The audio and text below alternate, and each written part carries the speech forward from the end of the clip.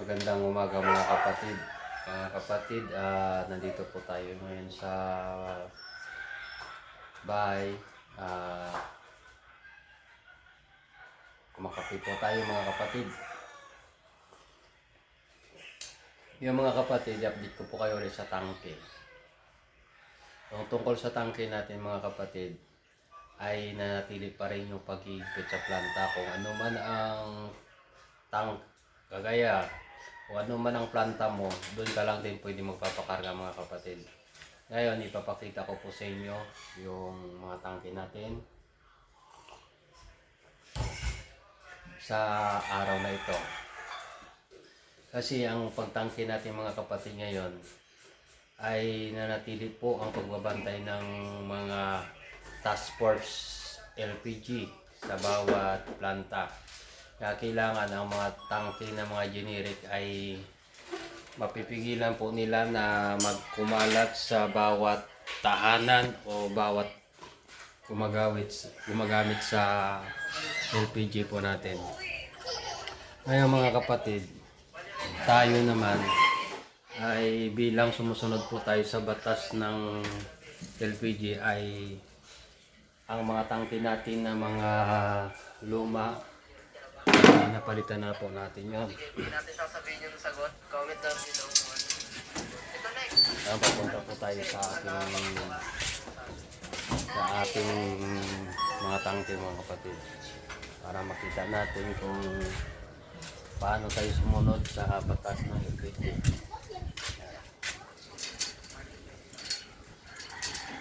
Ito kasi ang tangke ko ito mga kapatid, nakasisiri ko sa bahay ko. Yan, gaya nito. Ito lang po ang mga tangke ko ngayon. Dalawang klase lang po to kasi yung iba kasi ay pinalitan ko sa planta. Rigasco GGR. Saka ito po ay mayroong akong customer na nag-swap. Ibig sabihin ng swap, ang tangke niya itong tangke niya to. Yan, ganitong tangke niya ay pinalitan ko po ng Rigasco. Saka yung iba GGR. Swapping po yon. Depende sa klaseng tangke po yung mga kapatid. Meron tayong magandang tangke na kung magandang tangke niya ay wala tayo babayaran. At kung hindi naman pwede po yung tangke niya ay magsaswap siya at magbabayad po. Kaya po yung mga tangke natin ngayon. Ganun na po yung kagandahan. Yan. Ganun pa rin. Ang presyo magkaiba, ibang presyo ng Rigasco, iba yung presyo ng GGR, at kung ano man po ang mga pangalan ng mga tangke mo nga ititinda ay magkakaroon din ng iba-ibang presyo po yung mga kapatid. Sara na natin, balik po tayo din sa pagkapi. Marami ako napadlaki mo. Yan. Ay steady po tayo may susunod sa batas ng LPG.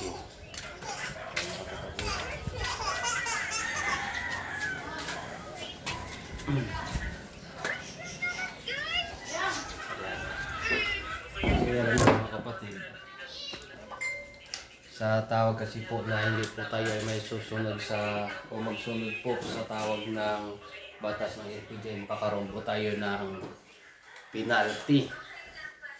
Ang alam ko kasi po sa pag nahuli ka po sa LPG na hindi ka sumunod, kagaya po yun na bawal na po yung mga generic at isukay po natin yan o hindi po tayo sumunod sa batas nila po, makakaroon po tayo ng kaso sa DOE. Ang DOE naman po, ang pag-alam ko po kasi yun, sila po ang nagbibigay po ng mga penalty po sa nagtitinda kung hindi po tayo sumunod sa patakaran ng gobyerno. Sila po ang nagbibigay ng permit sa atin o may bibigay po sila ng permit sa atin. Ngayon po ang tangke lang ang pwede natin ibibinta, kagaya kung nag-Rigasco ka, kailangan kumuha ka ng permit doon sa DOE. Rigasco ay may tinda ka ng Rigasco, kung mayroon kang pistagas, kailangan pistagas din. Tapos meron shine gas, doon ka rin kukuha lahat. Lahat na kung ano man ang ititinda nyo, sulin man o gasol, ano man ang mga pangalan ng mga tangke natin na ititinda, doon tayo pupunta po sa DOE mga kapatid. Upang kukuha po tayo ng permit sa kanila na tayo po ay may karapatan nyo tuminda na po ng ganong klaseng tangke.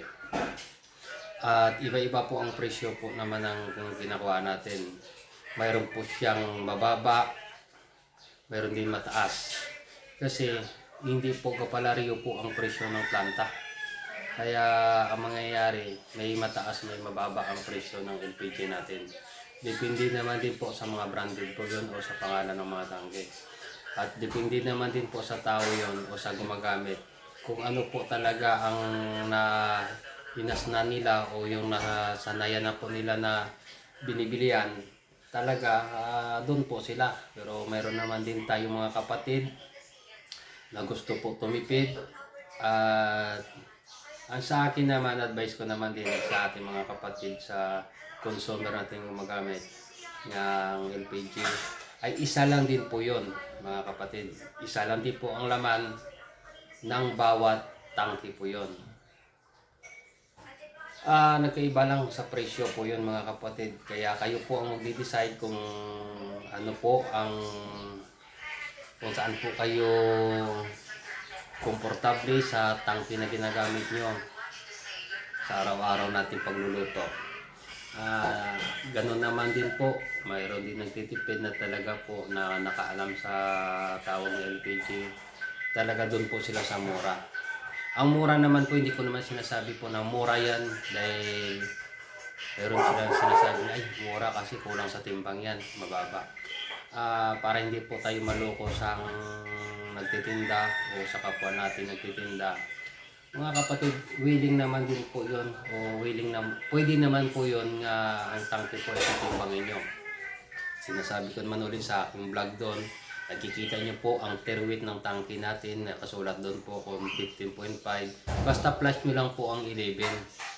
Lahat ng mga tangke po yun ay 11 kilos lang po, hindi maaaring magbabago po yun. Hindi pwede tumaas, hindi man pwede bumaba. Makikita nyo po yung ang total ng lahat ng laman po yun. Kasi kung 25 po siya, mayroon kasing tangke na mabigat na 15 kilos plus yung 11 kilos maging lumalabas na 26 kilos po yun. Mayroon naman 12.5, mga ganon. Plus mo lang ang 11 po yun. Yun ang total po ng kabuuan ng tangke, ng laman sa tangke po yun. Kaya hindi po kayo malilito mga kapatid. Kung mahusay po kayo mamili at kung saan po kayo makatipid, sa inyo po yun mga kapatid. Pero ganun pa rin, para sa akin, dahil sa mga tangke po ay binabago ng gobyerno natin at mayroon tayong batas na dapat sundin, pabor po sa atin po yun mga kapatid. Kasi bakit? Para naman sa safety po ng pamilya po natin yan. Ngayon, nakita nyo po, naka-jacket po ako. Dahil malamig po itong umaga ngayon. Kaya good morning mga kapatid. Ganon pa rin mga kapatid, bawat update mo ng tangke mga kapatid ay ipaparating ko po sa inyo. Ang presyo po ngayon ng sulin mga kapatid, mayroon po presyo sa mga outlet na nakikita ko po, mayroon 1,020, 1,025, depende sa presyo po. Mayroon naman din po sa Regasco, ang presyo ng Regasco ay sa ngayon nasa 980 o maaari man din sa ibang outlet na may tumaas, maaari din may bumaba. Pero ang nanatili po ng IMGAS, ang presyo ng IMGAS nasa 900 plus din, 930, mga gano'n din po mga kapatid. Mayroon din ibang tangke na minsan din ay nagbibigay din po sila ng 880. Kaya mga kapatid, hindi yun ang sinasabi ko, iba-iba po ang presyo ng tangke natin. Kasi depende naman din po sa ginakuhaan namin na kung mababa po siya, mababa din ang bigay po namin. Kung mataas, siyempre mataas din po mga kapatid kasi libre-deliver na po yun. Kung saan man po kayo sulok ng makakaya po namin na i-deliveran, ay willing po kami magde-deliver sa inyo. Basta masasabi lang po namin, kami po ay kung kailangan nyo po, nandito lang po kami. Siguro mga kapatid, maglalagay po sa sunod kong vlog o siguro pag naayos ko na lahat ang mga hinihingi ng mga dokumento sa akin ng mga binibinta kong gas, magkakaroon po ako ng contact number sa aking mga vlog kung ang mga taga-subaybay po sa akin nga dito po sa malapit ay kaya ko po ng deliveran o kaya po namin dideliveran ay doon nyo po ang kikita. Kasi gusto ko po ay maglingkod po sa presyo ng LPG kagaya po. Kung ano man ang presyo na ibibigay po ng planta sa akin, siyempre, gaya sa atin, nagtitinda po tayo, yun naman ang anak buhay natin. Magpapatong din po tayo para sa atin, para kahit pa paano meron po tayong pang tawag natin, meron po tayong pang bayad sa ating nagde-deliver, papunta sa planta, siyempre nagagastos po tayo ng diesel. Kahit pa paano siguro, naintindihan nyo naman, lahat na magtitinda ay kumikita naman din. Hindi naman sabi nga na hindi ka magtinda ka na hindi ka kikita. Siyempre, kikita ka. Pero ganun pa rin mga kapatid, kayo pa rin ang magde-decide kung ano man po ang gusto nyong tangke at yun ano man ang ginagamit nyo. Kahit saan po ay siguro safety na po tayo kasi nawawala na po ang mga generic na yan. Pero ang nakikita ko kasi minsan, mayroon talaga na medyo matigas. Na ayaw talaga muna pumalit dahil hindi natin alam kung matigas sila o kung gipit man din talaga sila sa buhay. Pero kaso lang, natawag ng penalty po mga kapatid, iniiwasan ko kasi ang laki ng penalty kasi po yun. Kasi may time na mayroon isang beses kasi po nabutan ako nung wala na nakamotor. Nakahinto po ako sa tapat ng isang planta. Ang isang planta naman po yun, may bantay. Yung nasabi ko po nga, Task Force LPG. Ngayon nakakwentuhan po kami na, at natanong ko na rin po, bakit bawal po yung generic na tangke ng LPG? Bakit pinuuli? Ang sabi daw sa amin, kasi, ang sinabi kasi sa akin, nandun lahat po kasi ang mga panganib. Una-una, luma na siya. Saka wala na yung kagaya, yung mga potring niya, hindi na ayos mga kapatid. Ay makakaroon ng leak. Minsan yung bahay natin, kulob, yung walang singawan, yung panggamit natin. Hindi natin namalayan pala na pagpatay natin ng ilaw sa gabi. Tapos ay may singaw na ang loob ng bahay natin. Halos na likupan na ng LPG kasi nakakaroon ng singaw doon sa ating kusina. Kaya mas maganda, ang bagong tangke ay palagi po tayong safety. Saka mga kapatid, ganun pa rin, i-update ko po kayo kung paano po magkakaroon tayo ng safety sa mga tangke natin. Kasi kami po ang nagtitinda ay may mga seminar din po at kailangan din po namin mag-attend. Kagaya po sa fire, nag-seminar na rin po kami, nandiyan po sa vlog ko. Nakikita nyo naman din po na nag-seminar po kami sa LPG po yun. Nag-seminar po sa amin yung nasa bombero, yung sa fire, ay tinuro po sa amin kung paano po gumamit ng mga safety sa atin. Kagaya po sa tayo na nagtitinda. Kaya mga kapatid, good morning mga kapatid.